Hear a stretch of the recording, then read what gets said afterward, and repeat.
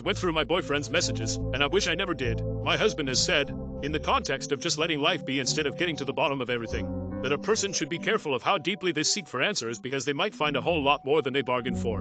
In my case, he was right. 4 years into our dating relationship, he began acting secretive. He made sure to log out of his email while looking over his shoulder just to make sure I wasn't in the room. He excused himself for odd reasons during the day and night, and it seemed disingenuous the way he fidgeted when I asked where he was going. He made lame excuses like, oh, it's my mom, or oh, it's my sister.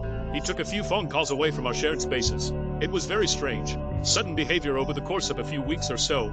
It hurt me so much. I thought for sure he was having an affair because he seemed so much more giddy than normal. I was heartbroken. I cried a lot, seething, ruminating, lamenting grief of loss in this cruel world. Journal pages filled. How could this have happened? What did I do to deserve this treatment? Why isn't he man enough to tell me himself? My insecurities and hurt feelings got the best of me, and I did the unthinkable. I went through his email to confirm my suspicions when I got the chance. He had left a window open on his computer before he went out to the store for a few minutes.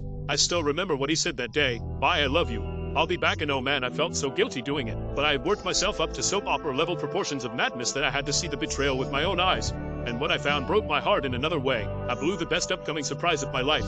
All of his secrecy and giddiness was a means to planning his version of the perfect night to propose marriage to me. Everything made sense. He hid his emails from me because there were purchase orders for rings and inquiries into different venue options. There were excursions during the day to shop for a custom ring. He quickly left the room when phone calls rang in my presence because he was talking to vendors and didn't want to spoil the surprise. There was an excursion at night for a couple of hours from which he returned happy and almost nervous because he had gone in person to the dinner hours only restaurant to reserve the right table in advance and make sure the entire place would be asked to direct their attention to our table while he popped the big question. The house piano player was then to break from the old standards to play a tongue-in-cheek rendition of Here Comes the Bride after I said yes.